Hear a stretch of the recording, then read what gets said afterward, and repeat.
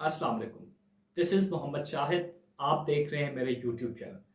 जिस टाइम पे मैं ये वीडियो रिकॉर्ड कर रहा हूँ उस टाइम पे रियासत हाय मुत्तहदा अमेरिका की मुख्तलिफ स्टेट्स में इलेक्शन वोट काउंट का प्रोसेस स्टार्ट हो चुका है। जब तक ये वीडियो आपके पास आएगी उस टाइम तक यूएस प्रेसिडेंशियल इलेक्शंस का रिजल्ट अनाउंस हो चुका है।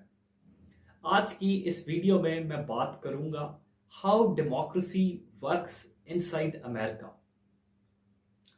यूएस की 240 साल तारीख को हम देखें तो इस तारीख में यूनाइटेड स्टेट्स ऑफ अमेरिका ने मुख्तलिफ स्वेर किस्म के चैलेंजेस को का सामना किया है, जिनके अंदर 1812 की इंग्लैंड के साथ वॉर, उसके अलावा 1865 की सिविल वॉर, 1930s की ग्रेट डिप्रेशन, ये सारे इवेंट्स इनका मैग्नीट्यूड बहुत बड़ा है। But United States of America बड़ा स्मूथली इन इवेंट से निकला।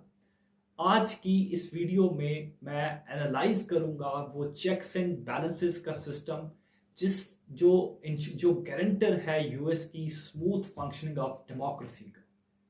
फ्रेंच फिलोसोफर मोंटेस्क्यू ने 3 organs of state, executive, legislature and judiciary के दरमियान सेपरेशन ऑफ पावर की बात की थी। यूनाइटेड स्टेट्स के में 3 स्टेट ऑर्गन जिनमें जुडिशरी, एग्जीक्यूटिव और लेजिस्लेचर, उन तीनों का एक दूसरे पे समहाउ एक चेक और बैलेंसेस का सिस्टम है। लेजिस्लेचर का काम होता है कानून साजी करना, एग्जीक्यूटिव का काम होता है उस कानून पे अमल दरामद करवाना, जुडिशरी का काम है उस कानून की तशरीह करना। यूनाइटेड स्टेट्स ऑफ अमेरिका के अंदर लेजिस्लेचर का एग्जीक्यूटिव पे चेक देखते हैं। जो इम्पीचमेंट का प्रोसेस है वो हाउस ऑफ रिप्रेजेंटेटिव से स्टार्ट होता है और सेनेट में उसकी फाइनल वोटिंग होती है। यूनाइटेड स्टेट्स ऑफ अमेरिका की तारीख में आज तक 4 प्रेसिडेंट्स के अगेंस्ट इम्पीचमेंट का प्रोसेस इनिशिएट हुआ है, but none of the single president has removed on the grounds of impeachment. दूसरा चेक देखें, जो यूएस कांग्रेस के पास प्रेसिडेंशियल वीटोज ओवरराइड करने की पावर है। कोई भी प्रेसिडेंट अगर किसी बिल को वीटो करता है, कांग्रेस के पास ये पावर है कि वो 2/3 की मेजोरिटी से उस वीटो को ओवरराइड कर सकती है। और number of vetoes in history of United States have been overridden by US Congress. Power to declare war, ये तीसरा चेक है जो solely that rest with the US Congress. इसके साथ चौथा अगर हम चेक देखें तो जो अपॉइंटमेंट है, की अपॉइंटमेंट ऑफ फेडरल ऑफिसर्स हैं, वो अपॉइंटमेंट भी यूएस कांग्रेस करती है। अब इसके बाद यूएस लेजिस्लेचर का या कांग्रेस का चेक देखते हैं जुडिशरी पे। जुडिशरी की कोर्ट पैकिंग प्लान, आपने ये टर्म बड़ी फेमस है, आपने इसको ज़राया ब्लॉग में सुना होगा। आजकल पाकिस्तान में ये टर्म बड़ी कॉमन है, आप ज़रूर इस टर्म से फेमिलियर होंगे। कोर्ट पैकिंग प्लान से मुराद होता है कि जजेस की नंबर ऑफ जस्टिस की आल्ट्रेशन कर देना, साइज ऑफ कोर्ट की आल्ट्रेशन कर देना। जो यूएस कॉन्स्टिट्यूशन है it is silent in regard to the number of justice in US supreme court. Judiciary act 1789 ने इसको डिफाइन किया था, 6 जस्टिस होंगे यूनाइटेड स्टेट्स ऑफ अमेरिका की सुप्रीम कोर्ट में, बट 1869 से 9 जस्टिस ही प्रैक्टिस में है और वही चले आ रहे हैं। कोई भी कॉन्स्टिट्यूशनल अमेंडमेंट जो है वो कांग्रेस से इनिशिएट होती है। सो एक ये दूसरा चेक हो गया जुडिशरी के ऊपर, आप कह लें लेजिस्लेचर का।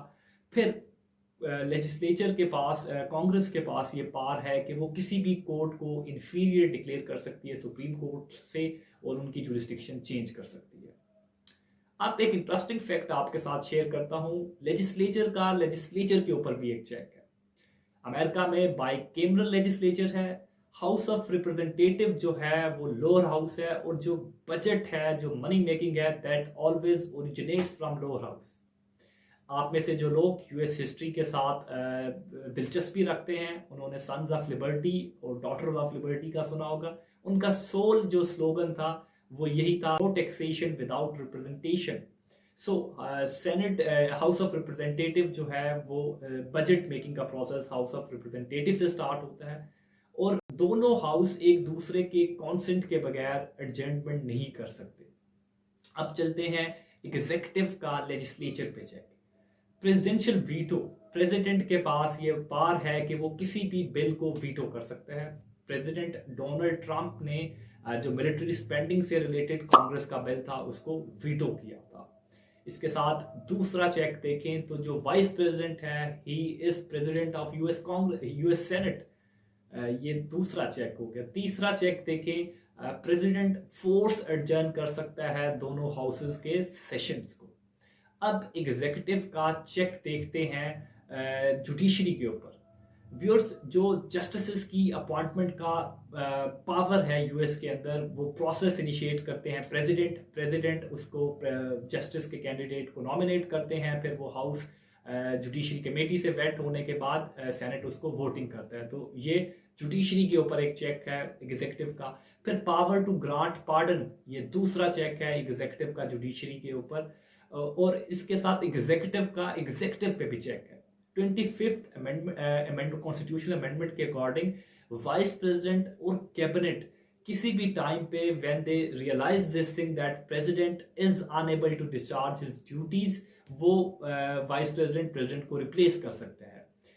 2020 के इलेक्शन के बाद 2021 में जनवरी के मंथ में जब कांग्रेस ने सर्टिफाई करना था 2020 के इलेक्शंस को, उस टाइम पे माइक पेंस के ऊपर बहुत ज़्यादा प्रेशर था कि आप 25th अमेंडमेंट को इंसर्ट करें और आप उसको इन्वोक करें और आप प्रेसिडेंट का चार्ज लें after the incident of Capitol Hill.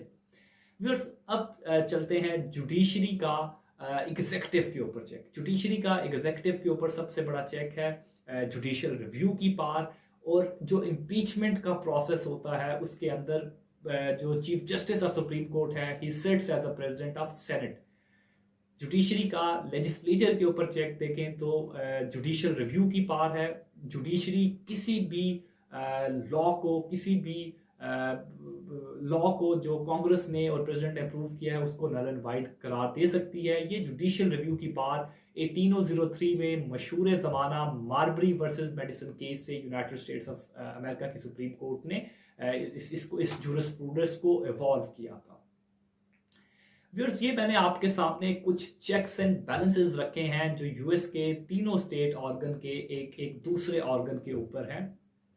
Highly acclaimed book how democracies die के जो ऑथर हैं स्टीवन लेविट्स्की, उन्होंने अपनी बुक का जो चैप्टर है एक, उसमें गार्ड रेल्स ऑफ डेमोक्रेसी के नाम से इन चेक्स एंड बैलेंसेस को डिफाइन किया है। और उन्होंने इस स्टांस को टेक किया है कि जो यूनाइटेड स्टेट्स ऑफ अमेरिका की डेमोक्रेसी थ्राइव कर रही है उसकी रीज़न जो है ये गार्ड रेल्स ऑफ डेमोक्रेसी हैं।